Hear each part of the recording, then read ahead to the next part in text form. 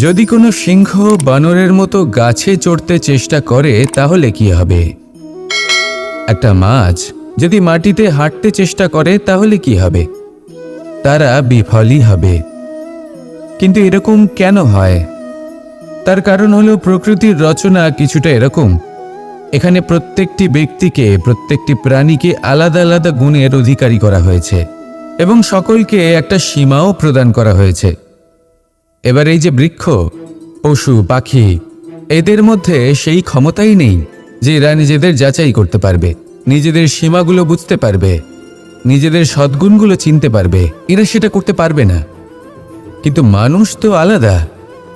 মানুষের কাছে সেই বিশেষ শক্তি আছে যে তারা পূর্ণরূপে নিজেদের যাচাই করতে পারবে, নিজেকে পূর্ণরূপে বুঝতে পারবে, নিজের দোষ, নিজের অপগুণ, নিজের সদ্গুণ, নিজেদের সীমাগুলো তারা বুঝতে পারবে।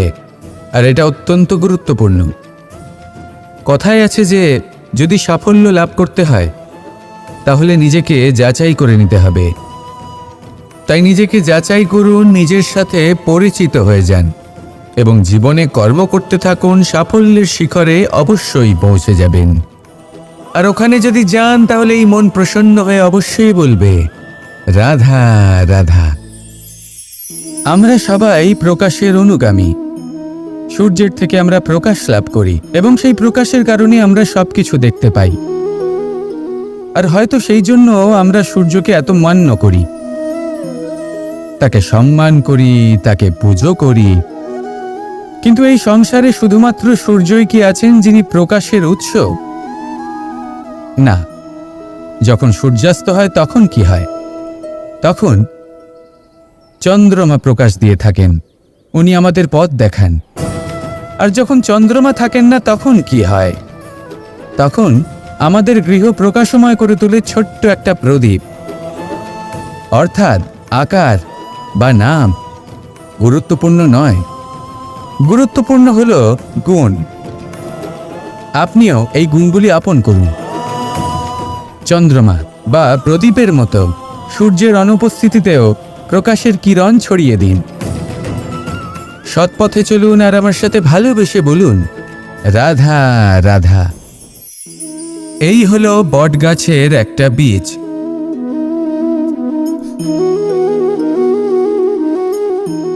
চলুন এটা রোপণ করা যাক, একটু জল দেওয়া যাক। এবার এখানে একটা বিশাল বটবৃক্ষ উৎপন্ন হবে। কিন্তু কিভাবে? এতে কে সাহায্য করবে? এটা সম্ভব কে করে দেখাবে? প্রকৃতি। আগে হ্যাঁ, এই সংসারে যা কিছু উৎপন্ন হয়, যা কিছু নষ্ট হয়, তার জন্য প্রকৃতি দায়ী হন। এই প্রকৃতির কারণেই তো রৌদ্র আসে, প্রকৃতির কারণেই বৃষ্টি হয়, জল পাওয়া যায়। তার কারণেই এই বটের বীজ তা এক বিশাল বটবৃক্ষে পরিণত হবে। কিন্তু একজন মানুষকে দেখুন, মানুষ বলবে এই বৃক্ষে আমার অধিকার রয়েছে। কেন? কারণ আমি এই বীজ বপন করেছি। এবার সমস্ত কাজ প্রকৃতি করবে আর সমস্ত শ্রেয় মানুষ নিয়ে যাবে। এটা কি উচিত? কখনোই নয়। এবার এর উত্তর প্রকৃতিতেই লুকোনো আছে। কখনো কোনো পাখিও এই বীজ রোপণ করে, সেখানে বৃক্ষ উৎপন্ন হয়, তাতে ফল আসে, সেই পাখি সেই ফল খায়, কিন্তু সেখানকার বাকি পাখি এবং প্রাণীদের সেই ফল খেতে বারণ করে না। সেই বৃক্ষের উপর নিজের অধিকার প্রমাণ করতে চেষ্টা করে না, সবার মধ্যে ভাগ করে দেয়। আর এটাই আমাদেরও করা উচিত। যা প্রকৃতি থেকে আসছে তা আবার প্রকৃতিতেই ফিরে যেতে দিন। এটা অত্যন্ত প্রয়োজনীয়। পাখিদের মতো হতে চেষ্টা করুন, তবেই আপনার এই মন আকাশে উড়তে থাকবে আর সুপ্রসন্ন হয়ে বলবে, রাধা রাধা। পাণ্ডবরা বন থেকে এসেছিলেন। ওনাদের কাছে না কোনো ধন ছিল, না কোনো সম্পদ, না বিদ্যা। নিজের পরিশ্রমের দ্বারা ওনারা বিদ্যা অর্জন করেছিলেন, আর তার দ্বারাই সম্পদ অর্জন করলেন আর ধনও অর্জন করলেন। এই পাণ্ডব ছিলেন অত্যন্ত কুশল এবং শক্তিশালী। যুধিষ্ঠির নিজের পরিশ্রম দ্বারা এমন জ্ঞান অর্জন করেছিলেন যে এই সংসার ওনাকে ধর্মরাজ যুধিষ্ঠির অভিহিত করেছিল। দেখতে গেলে পাণ্ডবদের কাছে সবকিছুই ছিল, কিন্তু যখন বিষয় এলো আরও ধন লাভ করার, তখন যুধিষ্ঠির, যিনি পাণ্ডবদের মধ্যে জ্যেষ্ঠ, তিনি সকল পাণ্ডবদের সাথে দ্যুতক্রীড়ায় অংশগ্রহণ করে ফেললেন। এর ফলে না শুধু ধনলক্ষ্মী, ধর্মলক্ষ্মী, বিবেক লক্ষ্মীকেও হারালেন, আর শুধু তাই নয়, নিজের গৃহলক্ষ্মী দ্রৌপদীকেও হারিয়ে ফেললেন। এর কারণ কি? ভুলে গেলেন খুব সহজ একটা কথা, এই সংসারে সম্মান এবং সাফল্য দুটোই পরিশ্রমের দ্বারা লাভ করতে হয়, কিন্তু দ্যুতক্রীড়ার এই খেলা আমাদের ভাগ্যের উপর নির্ভরশীল। এই সংসারে দুটি পথ রয়েছে, একটা পথ যেখানে কর্ম এবং পরিশ্রমের দ্বারা আপনি নিজের পথ নিজেই রচনা করতে পারবেন, আর দ্বিতীয় পথ হলো যেখানে এই ভাগ্য এক মুহূর্তে আপনাকে শিখরেও পৌঁছে দিতে পারে, আবার ধূলিসাৎ করে দিতে পারে। আপনি কোন পথ বাছবেন সেই চয়ন আপনারই। আসুন আর আমার সাথে ভালোবেসে বলুন, রাধা রাধা। কিছু মানুষ বড়ই বিচিত্র হন, এমনভাবে জীবনযাপন করেন যেন তাদের কোনোদিন মৃত্যুই হবে না। নিজেদের অহংকারের বশে একটা কথা ভুলে যান, যে যতই তারা নিঃশ্বাস নিচ্ছেন, যতই তারা জীবনযাপন করছেন, ততই তারা মৃত্যুর দিকে এগিয়ে চলেছেন। কারণ আমাদের এই জীবন তা নিঃশ্বাসের ওপর নির্ভরশীল। নিঃশ্বাস চলছে মানে জীবন চলছে, নিঃশ্বাস যদি থেমে যায় তাহলে জীবনও থেমে যাবে। আমাদের জীবনের প্রদীপ যে কোনো মুহূর্তে নিভে যেতে পারে, আর কত সময় বাকি রয়েছে সেই বিষয়ে আমাদের কোনো ধারণাই নেই। তাই যে মুহূর্ত আমরা এখন যাপন করছি সেটার সদ্ব্যবহার করে নেওয়া যাক, কোনো শুভ কর্ম করে নেওয়া যাক, এমন কোনো কর্ম যার দ্বারা আমাদের ব্যক্তিত্বতে এমন এক চমক আসে যে আমাদের মৃত্যুর পরেও এই সংসার আমাদের চিরস্মরণীয় করে। কারণ একটা কথা ঠিক, মৃত্যু হলো একটা অটল সত্য, তাকে মেনে নিতেই হবে, স্মরণীয় করে রাখতেই হবে। যে সময় আছে তার সদ্ব্যবহার করুন, আর আমার সাথে ভালোবেসে বলুন, রাধা রাধা। মোহ আপনার অন্তরের আরও একটা শত্রু। এবার মানুষ প্রেম আর মোহের মধ্যে পার্থক্য বুঝতে পারে না। কিছু মানুষ ভাবে যে মোহর মধ্যে খারাপ কি আছে। যদি কোনো মানুষের তার বাবা মার প্রতি, তার সন্তানের প্রতি মোহ থাকে, তবে খারাপ কি আছে? খারাপ আছে, আর সেটা তাদের জন্য খারাপ হতে পারে যাদের প্রতি আপনার এই মোহ আছে। এবার মোহ আর প্রেমের মধ্যে পার্থক্য আপনাকে বোঝাচ্ছি। মোহ শুধুমাত্র পেতে চায়, সেখানে প্রেম শুধুমাত্র দিতে শেখায়। এই দুই পরিস্থিতিতেই আপনার হাত প্রসারিত থাকে। মোহের ক্ষেত্রে কোনো বস্তু বা কোনো ব্যক্তিকে লাভ করার জন্য, আর প্রেমে শুধুই প্রদান করার জন্য। মোহর বশে আপনার পায়ে বাঁধন পড়ে যেতে পারে। যদি মাতা পিতার তার সন্তানের প্রতি মোহ থাকে, তাহলে তারা তাদের সন্তানকে কখনো দুঃখে, চিন্তায়, যন্ত্রণায় দেখতেই পারবে না। সেই জন্য তারা সন্তানকে বেঁধে রাখতে চান একটা সুরক্ষিত ক্ষেত্রে, যেখান থেকে না তারা সংসারকে দেখতে পায়, না পরখ করতে পারে, না কিছু শিখতে পারে, না বিকট পরিস্থিতির সম্মুখীন হতে পারে। ঠিক যে কারণে তারা দুর্বল হয়ে পড়ে, অজ্ঞানী হয়ে ওঠে। তাদের বিকাশ সেখানেই স্তব্ধ হয়ে যায়, আর সেখানে প্রেম শুধুমাত্র বিকাশের পথে নিয়ে যায়। মা বাবা যদি সন্তানকে ভালোবাসেন, তাহলে তাকে ছেড়ে দেন, যে যাও সংসারকে দেখো, পরখ করো আর শেখো। কিভাবে এর সাথে লড়াই করতে হবে সেটা নিজে শেখো। নিজের শক্তি নিজেই বাড়িয়ে তোলো, নিজের পথ চয়ন করো। সেই জন্য এই মোহর শিকল ভেঙে ফেলুন আর প্রেমকে আপন করে নিন। আর এই প্রেম দ্বারাই বলুন, রাধা রাধা। বাল্যকালে যখন আমি মাখন খেতাম, তখন যশোদা মায়ের আমার মাখন খাওয়া নিয়ে কোনো সমস্যা ছিল না। কিন্তু যখন আমি মাখন খেতাম, মাখন চুরি করতাম, তখন যেই প্রকারে বাড়ির পরিচ্ছন্নতা আমি নষ্ট করতাম, তা নিয়ে অবশ্যই যশোদা মায়ের আপত্তি ছিল। আর হবে নাই বা কেন? কথায় আছে যে যদি আমাদের ঘর পরিচ্ছন্ন থাকে, সেখানে লক্ষ্মী বসবাস করে থাকেন, তবেই সেই বাড়িতে সন্তোষ ভাব থাকবে। সেই জন্যই আমাদের যশোদা মা পরিশ্রম করে বাড়ির ভেতর এবং বাড়ির বাহির সবসময় পরিচ্ছন্ন করে রাখতেন। এবার যেইভাবে আমাদের বাড়ি, যেখানে আমাদের পরিবার বসবাস করতেন, সেইভাবেই আমাদের শরীর আর আমাদের আত্মা রয়েছে, যাতে আমরা বসবাস করি। একেও স্বচ্ছ রাখা প্রয়োজনীয়। এবার স্বচ্ছ কিভাবে রাখা যায়? শুধু বাহ্যিক পরিচ্ছন্নতা আর প্রসাধন দ্বারা তা সম্ভব হবে না। জীবনে কিছু কটু অভিজ্ঞতা আমাদের সকলের থাকে। সেই কটু অভিজ্ঞতাগুলির কারণে আমাদের মন, আমাদের আত্মা মলিন হয়ে যায়। এই মালিন্য থেকে আমাদের আত্মাকে মুক্ত করা অত্যন্ত প্রয়োজনীয়। এই স্বচ্ছতা অত্যন্ত প্রয়োজনীয়। আর আমাদের এই মন মালিন্য থেকে মুক্ত হতে পারে শুধুমাত্র প্রেম এবং করুণার দ্বারা। তাই সকলকে ভালোবাসতে থাকুন আর মনের মধ্যে করুণার বোধ জাগ্রত করুন। কারণ যেইভাবে বাড়ি পরিষ্কার থাকলে তাতে লক্ষ্মী বসবাস করেন, সন্তোষবোধ বজায় থাকে, সেইভাবেই যদি মন স্বচ্ছ থাকে তাহলে তাতে সন্তোষও থাকবে, শান্তিও থাকবে। তাহলে ভালোবাসতে থাকুন, মনের মধ্যে করুণাবোধ জাগ্রত করুন আর আমার সাথে ভালোবেসে বলুন, রাধা রাধা। অনেকদিন আগে একটা ব্যক্তি ছিল, নদীর ধারে তার একটা ক্ষেত ছিল, খুব সুন্দর একটা ক্ষেত। পরিশ্রম করে সেখানে সে ফসল উৎপাদন করলো।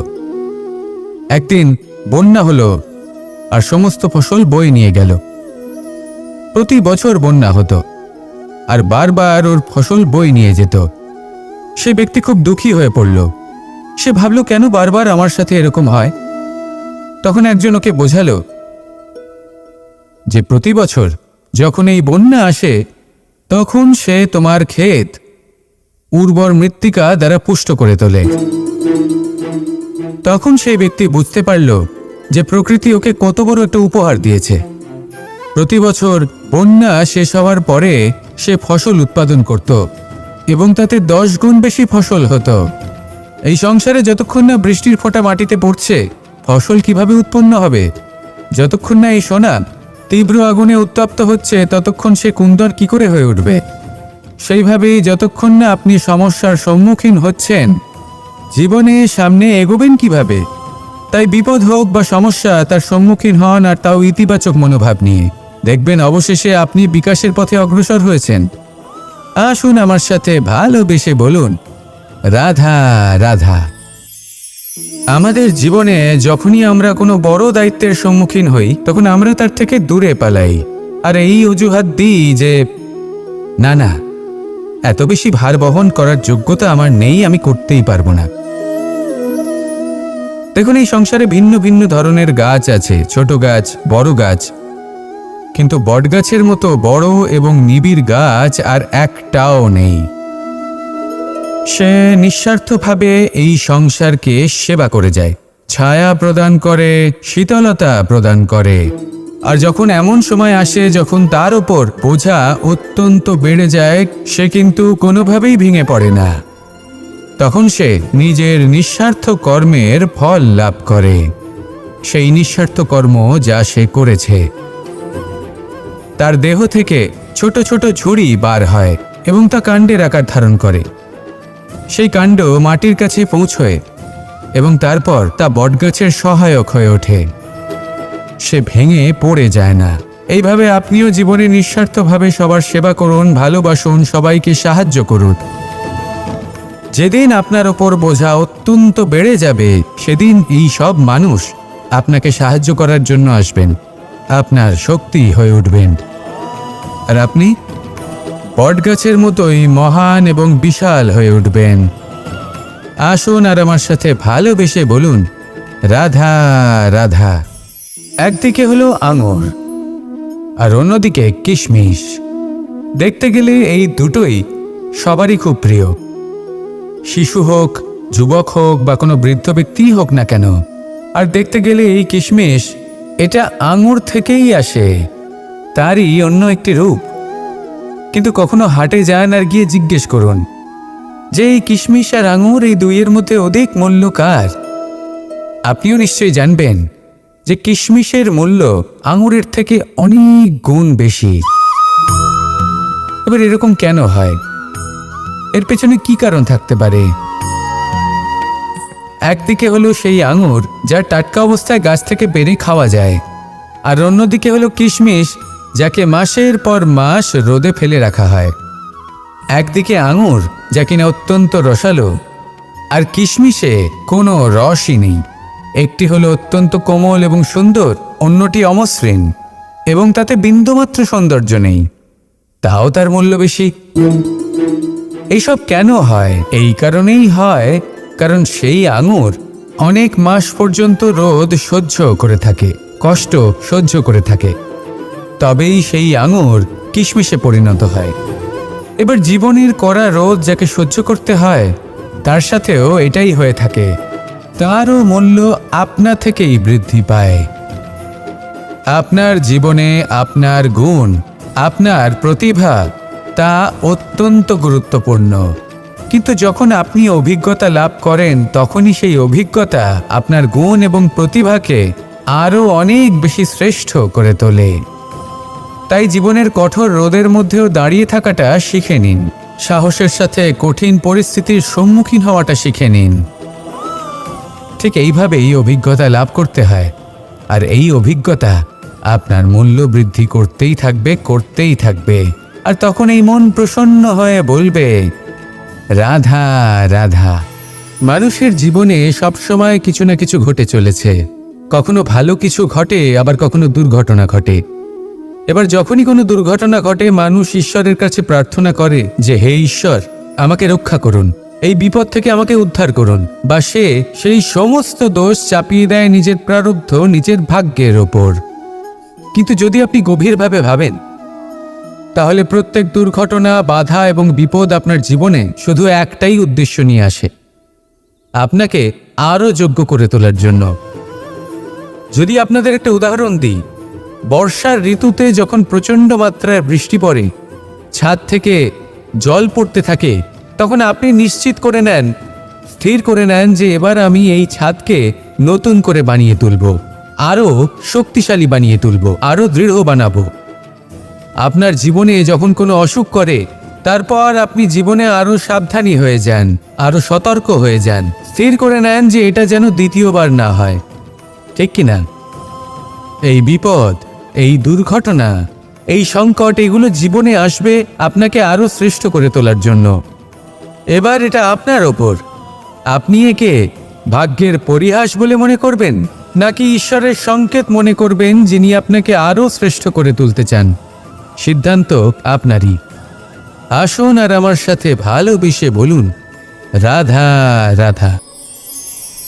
আমাদের মধ্যে বেশিরভাগ মানুষ কোনো না কোনো মহাশক্তির উপস্থিতিকে বিশ্বাস করেন। আমরা মনে করি যে এ হলো সেই মহাশক্তি যার প্রভাব, যার কৃপা চিরকাল আমাদের উপর বজায় থাকে। আমাদের কর্মের ওপর, কর্মফলের ওপর চিরকাল তার দৃষ্টি থাকে। আমাদের মধ্যে কেউ একে ঈশ্বর মনে করেন, কেউ বা প্রকৃতি মনে করেন, বা কেউ কোনো গৃহপালিত পশুর মধ্যে মহাশক্তির দর্শন লাভ করেন, বা কেউ কোনো বস্তুর মধ্যে। প্রত্যেকের নিজস্ব বিশ্বাস আছে, কিন্তু সেই শক্তির থেকে আশীর্বাদ লাভের জন্য বা কোনো ইচ্ছে পূরণের জন্য আমরা কখনো না কখনো মন্দিরে যাই।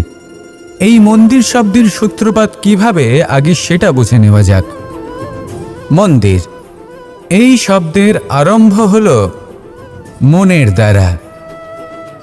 কিন্তু বেশিরভাগ মানুষ যখনই মন্দিরে যান কোনো ইচ্ছে পূরণের জন্য বা ইচ্ছে পূরণ হওয়ার পরে ধন্যবাদ দেওয়ার জন্য, তখন তিনি শুধুমাত্র শারীরিকভাবে সেখানে উপস্থিত থাকেন। তার মন তো সাংসারিক কাজের মধ্যেই ঘোরাফেরা করতে থাকে, তাই না? তাহলে বলুন, এর অর্থ কি? যদি আপনি মন্দিরে নিজের মনকেই না নিয়ে যান, তাহলে তার কি লাভ হবে? মন্দিরে গিয়ে নিজের মনকে ঈশ্বরের চরণে পূর্ণরূপে সমর্পণ করুন। নিজের মন থেকে ঈশ্বরের আরাধনা করুন, আর এই মন থেকেই বলুন, এই সংসারে সম্মান এবং সাফল্য দুটোই পরিশ্রমের দ্বারা লাভ করতে হয়। কিন্তু দ্রুতক্রীড়ার এই খেলা আমাদের ভাগ্যের উপর নির্ভরশীল। এই সংসারে দুটি পথ রয়েছে। একটা পথ যেখানে কর্ম এবং পরিশ্রমের দ্বারা আপনি নিজের পথ নিজেই রচনা করতে পারবেন, আর দ্বিতীয় পথ হলো যেখানে এই ভাগ্য এক মুহূর্তে আপনাকে শিখরেও পৌঁছে দিতে পারে, আবার ধূলিসাৎ করে দিতে পারে। আপনি কোন পথ বাছবেন সেই চয়ন আপনারই। রাধা রাধা।